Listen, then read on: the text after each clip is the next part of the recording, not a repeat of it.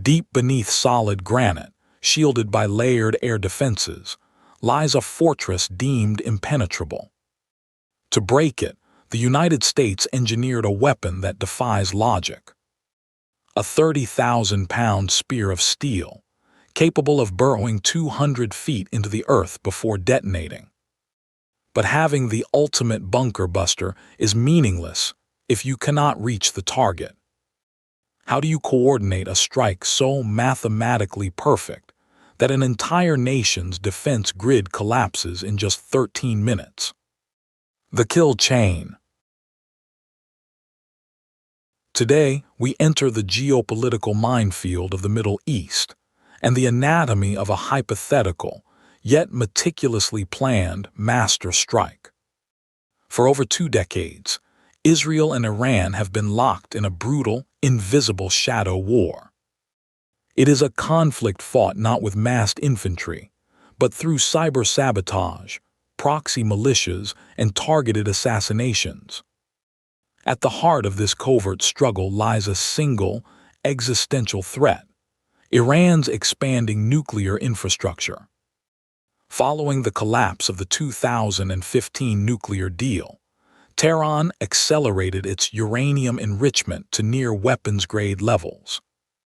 But striking these facilities is a logistical nightmare. Geography itself is Iran's greatest ally.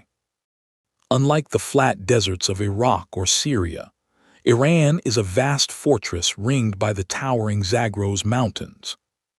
Key facilities like Natanz and Fordo are not just heavily guarded, they are buried. Fordo, in particular, is an engineering marvel of paranoia. It is carved directly into the side of a mountain. Protected by nearly 300 feet of solid rock and reinforced concrete, it is utterly immune to standard Israeli munitions. Even Israel's advanced F-35, Adir stealth fighters, carrying 2,000-pound bombs, would merely scratch the surface of the mountain.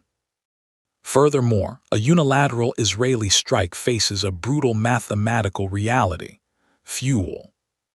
To reach central Iran, Israeli jets must cross over 1,000 miles of hostile airspace, requiring vulnerable mid-air refueling tankers. These slow, massive tankers would be immediate targets for Iran's integrated air defense network. Which brings us to the only military force on Earth capable of penetrating this fortress: the United States Air Force.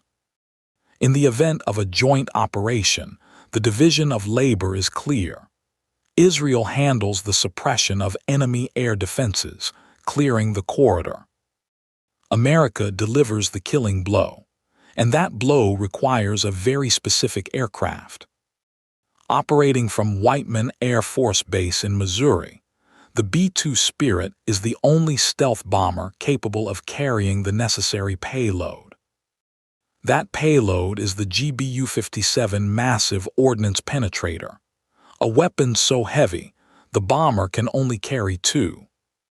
To ensure absolute destruction of the deeply buried centrifuges, the U.S. must employ a devastating tactic known as time on target. Multiple B-2 bombers, flying in absolute radio silence across the globe, must converge over the Iranian mountains at the exact same second. But before the heavy bombers can even enter Iranian airspace, the radar grid must be shattered. And this is where the genius of modern electronic warfare turns the battlefield into a theater of deception. Hours before the B-2s arrive, the sky over the Persian Gulf erupts, not with bombs but with ghosts. The U.S. and Israel launch swarms of miniature air-launched decoys. These small, unmanned drones mimic the radar signatures of full-sized fighter jets. To the Iranian radar operators staring at their screens, the impossible was happening. Dozens of American bombers seemed to materialize out of thin air. The airspace over the Persian Gulf was suddenly flooded with phantom signals, perfectly mimicking the radar cross-sections of B-52s and F-15s. In their subterranean command centers, Iranian generals faced a fatal dilemma: hold their fire or unleash their surface-to-air missiles to defend the homeland.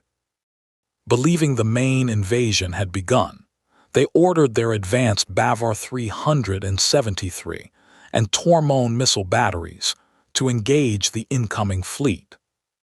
Missile after missile tore into the night sky, detonating against what they thought were heavy bombers. But they were hitting empty fiberglass drones, and far worse, by transmitting their powerful radar signals, the air defense crews had just signed their own death warrants.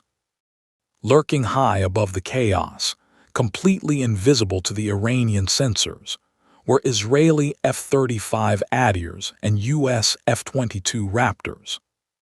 They unleashed a barrage of AGM-88 HARM anti-radiation missiles. These weapons do not need coordinates. They simply ride the enemy's own radar beams back to the source. The Iranian air defense batteries were systematically annihilated before they even realized they were under attack. The eyes of an entire nation were gouged out in less than 20 minutes. The corridor was now wide open. With the skies cleared, the real executioners entered the theater. According to recently analyzed Pentagon data from the 2025 Operation Midnight Hammer, this phase of the strike requires staggering logistical endurance. 7 B-2 Spirit bombers from the 509th Bomb Wing departed Missouri, flying continuously for 18 hours across the globe. Inside the cramped, two-man cockpit of the stealth bomber, fatigue is as deadly an enemy as the air defenses they just bypassed. There is no room for human error. A single degree of miscalculation means a miss, and a miss means mission failure. Deep beneath the Zagros Mountains at Fordo, the Iranian nuclear technicians remained completely unaware of the ghosts circling above. They may have lost communication with their radar sites, but they felt secure. They were buried beneath 200 feet of solid granite. The structural engineers who carved this fortress calculated that no single bomb in existence could penetrate the mountain's roof. And they were right, but the United States military never intended to use just a single bomb. They engineered a devastating tactic, the pneumatic hammer. By identifying the facility's narrow ventilation shafts through satellite imagery, intelligence analysts found the mountain's only fatal weakness. These concrete shafts provided a direct, vertical pipeline straight down into the underground centrifuge halls. The strike plan dictated that multiple 30,000-pound GBU-57s be dropped sequentially on the exact same coordinates. As the B-2s align with their targets over Fordo, the massive bomb bay doors swing open. The sudden aerodynamic drag causes the entire stealth aircraft to shudder violently in the thin mountain air. The weapons systems officer acquires the target. The GPS coordinates are locked onto a ventilation shaft barely wider than a car. 200 feet below the crosshairs, the centrifuges continue to spin at supersonic speeds, enriching uranium in total silence. The heavy breathing of the pilots is broken by a single, sharp electronic tone. The release point has been reached. Time on target is 0. The mathematical choreography is absolute. The first 30,000-pound bomb detaches from the rack, plunging into the pitch-black abyss. Guided by GPS and inertial navigation, the heavy munition accelerates toward the Earth, reaching supersonic speeds. It strikes the narrow ventilation shaft of Fordo perfectly, but it does not explode on impact. Powered by its sheer kinetic mass, The custom-forged steel casing punches through layers of reinforced concrete and solid granite like paper. 200 feet below, inside the centrifuge hall, a deafening, unnatural roar echoes from the ceiling. The mountain itself groans. A smart fuse, counting the milliseconds of deceleration, delays the detonation until the bomb reaches its absolute maximum penetration depth.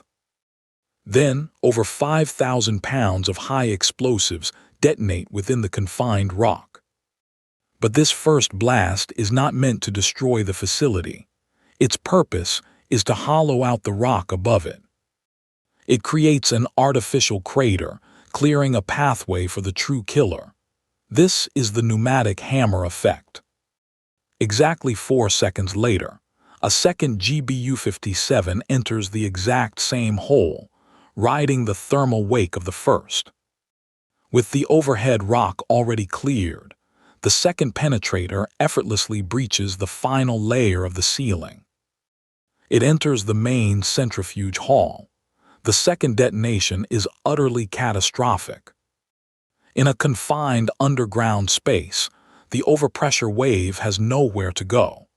It instantly vaporizes the delicate uranium enrichment cascades.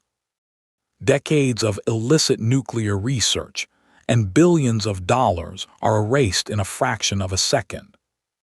On the surface, the mountain violently heaves.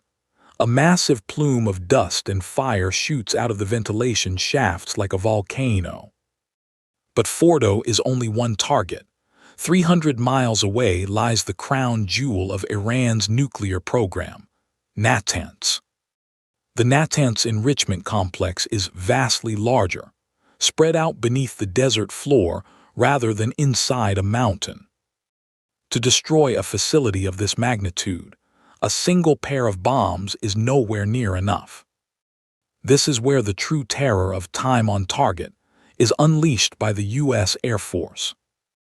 7 B-2 stealth bombers, spread across the dark stratosphere, silently align their trajectories over the desert.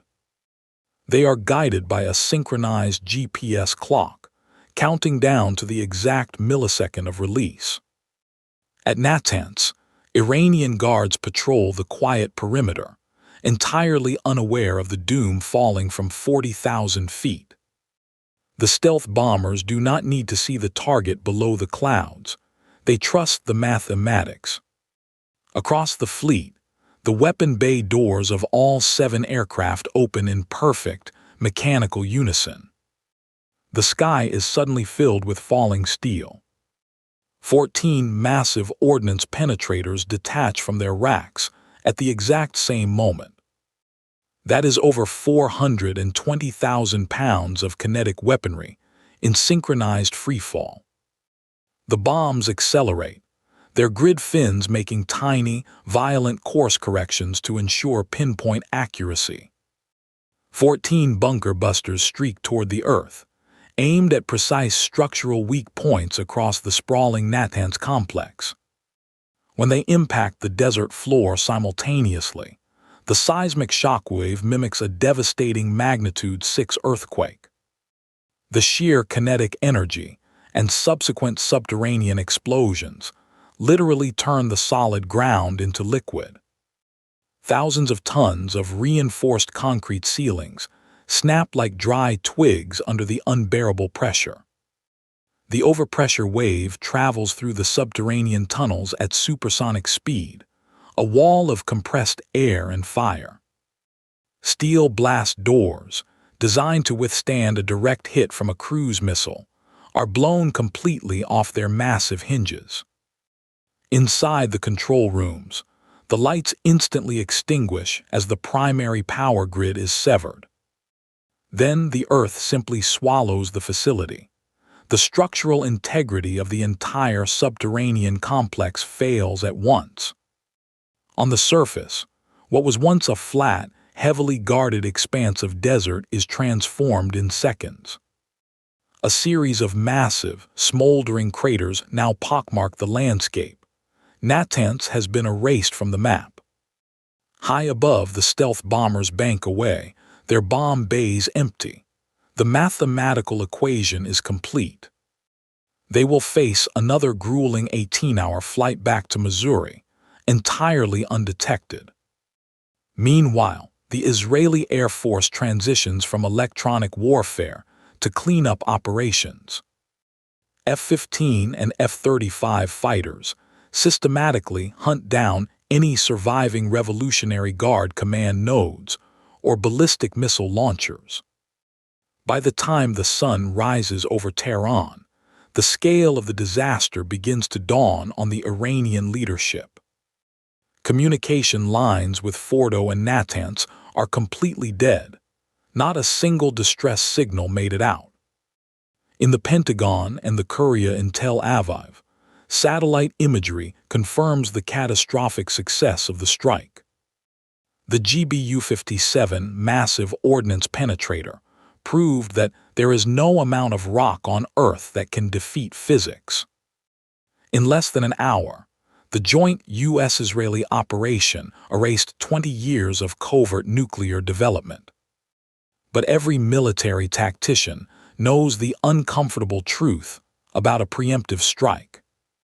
You can bomb centrifuges, you can shatter concrete, you can even vaporize enriched uranium. But you cannot bomb knowledge. You cannot erase the blueprint stored in the minds of surviving scientists. The operation, while a flawless display of kinetic power and deception, is ultimately a temporary solution. It simply resets the clock, and when the program is inevitably rebuilt, it will be buried even deeper. Furthermore, a strike of this magnitude guarantees one absolute certainty: retaliation. Iran would unleash its vast network of proxy militias across Lebanon, Yemen, and Iraq, setting the entire region ablaze. The Strait of Hormuz, the artery of global oil, would become a lethal gauntlet of anti-ship missiles and naval mines. Hezbollah would open a devastating northern front against Israel, with tens of thousands of rockets. The U.S. military would find itself dragged into a sprawling, asymmetrical war, without a clear exit strategy. This is the ultimate dilemma of the Middle Eastern shadow war. To do nothing is to accept a nuclear-armed Iran, fundamentally altering global security forever. But to strike is to open Pandora's box. It is a 13-minute masterpiece of tactical destruction that would inevitably plunge the world into a generation of fire.